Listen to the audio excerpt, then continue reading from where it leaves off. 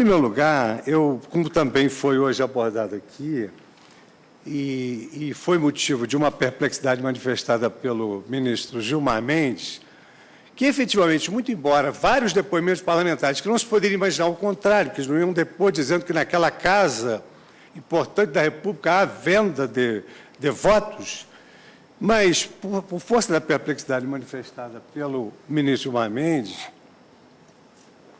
tenho concerto que esta Corte assentou que o denominado Caixa 2 equivale à corrupção, porquanto a falha escritural contábil está mais assemelhada à figura da falsidade ideológica do que ao Caixa 2, que significa uma paga, além daqueles salários que os parlamentares recebem, para o exercício da atividade que o poder público já lhes recompensa. Então, tudo mais que recebem para fazer aquilo que é do seu mistério é uma vantagem devida. É uma vantagem devida individual, formalmente, e uma vantagem indevida substancialmente. Então, Caixa 2 é corrupção. Porque a vantagem é indevida na medida em que os deputados recebem salários para dar apoio ou negar apoio, para votar ou para não votar, mas para ter aquele comportamento que se exige do parlamentar.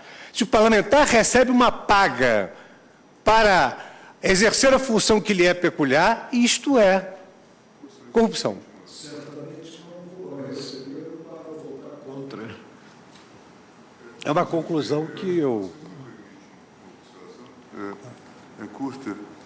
Eu tenho a impressão que das várias manifestações aqui feitas, resulta que, neste caso específico, se estivermos falando da mesma coisa, sequer é de se falar em Caixa 2, entendidos aqui como recursos não contabilizados. Foi mais ou menos o entendimento que eu depreendi do que se falou, porque, inicialmente, essa tese foi utilizada amplamente na mídia como uma justificativa. Seria um recurso que é repassado ao partido político e que não tem outro vício senão a sua não contabilização.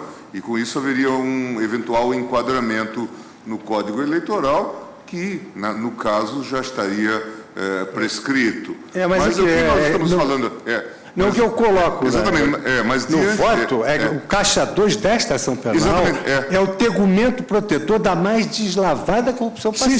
Sim, mas o que nós exatamente tipificamos, a partir dos elementos constatados de prova cabal, é de que o que se criou foi um fundo, não é? A rigor, o nome que se usa, mas se criou um fundo, não é? Alimentado com recursos públicos, inclusive, e com recursos privados, para fidelizar, não é, essa base partidária, para usar um termo hoje muito comum. Então, é disso que nós estamos a falar, não é? Não, mas é disso que eu estou também a falar. Eu estou dizendo que, na realidade, essa versão do Caixa 2 veio a lume exatamente para criar um simulacro de uma figura eleitoral, quando, na realidade, na essência, era efetivamente um ato de corrupção passiva para obter o apoio político, sendo certo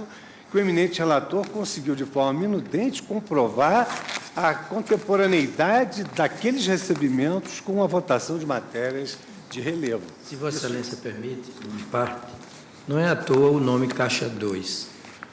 Ele foi cunhado tomando por referência o Caixa 1.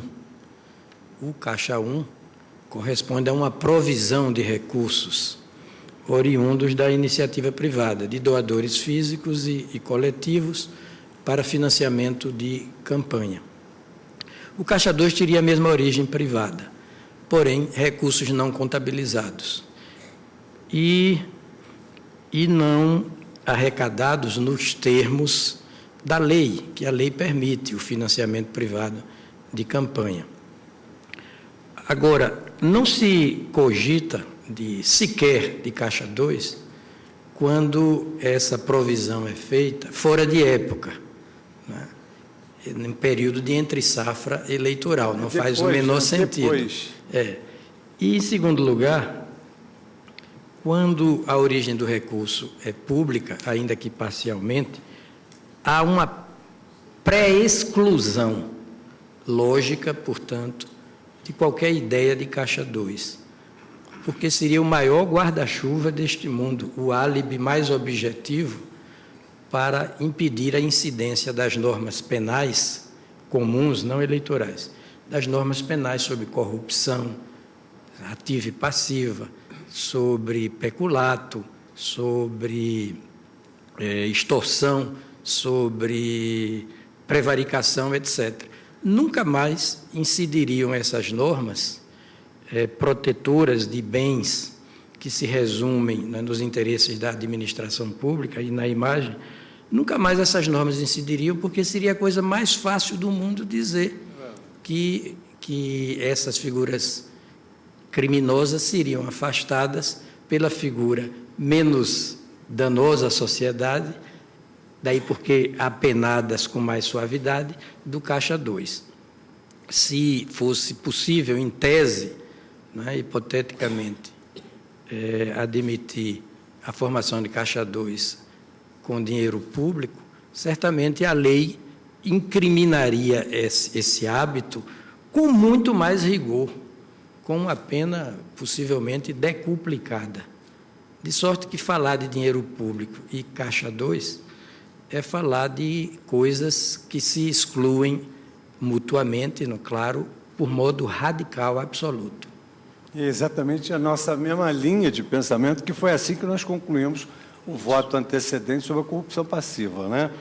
E eu estou de inteiro acordo com o que Vossa Excelência acaba de sustentar.